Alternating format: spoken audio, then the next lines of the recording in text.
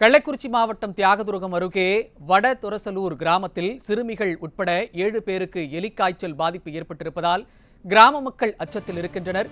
இது தொடர்பான விவரங்களை வழங்குவதற்காக நமது செய்தியாளர் பெரியசாமி இணைந்திருக்கிறார். அவரிடம் கேட்கலாம். பெரியசாமி, வணக்கம். விவரங்கள். நிச்சயமாக சையத். கள்ளக்குறிச்சி மாவட்டம் தியாகதுருகம் அருகே உள்ள வடதர்சலூர் கிராமத்தில் சுமார் 1500க்கும் மேற்பட்ட பொதுமக்கள் வசித்து வருகின்றனர்.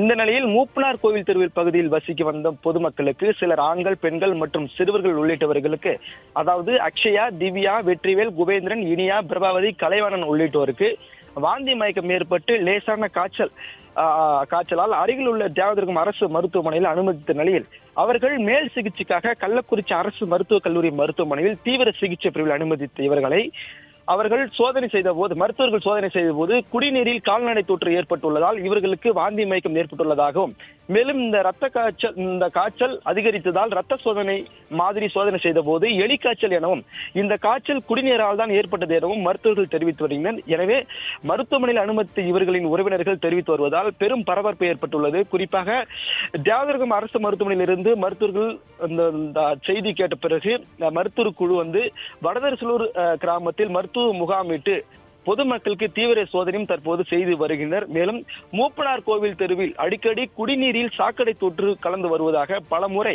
திமுக ஊராட்சி மன்ற தலைவர் நிர்வாகத்திடம் பலமுறை சொல்லியும் எந்தவித நடவடிக்கையும் மேற்கொள்ளாததால் 7 சிறுவர்கள் உட்பட 7 பேருக்கு எலிக்காய்ச்சல் ஏற்பட்டுள்ளதாகவும், தொற்று வியாதி ஏற்பட்டு பெரும் பரபரப்பை ஏற்படுத்தியிருக்கிறது. எனவே மாவட்ட நிர்வாகமும் ஊராட்சி மன்ற நிர்வாகம் இதில் கவனம் செலுத்தி உரிய நடவடிக்கை மேற்கொள்ளுமாறு பாதிக்கப்பட்டவர்களும் இப்பகுதி பொதுமக்களும் கோரிக்கை விடுத்துள்ளனர். சையத், எலிக்காய்ச்சல் பரவல் குறித்த தங்களுடைய விவரங்களுக்கு நன்றி பெரியசாமி.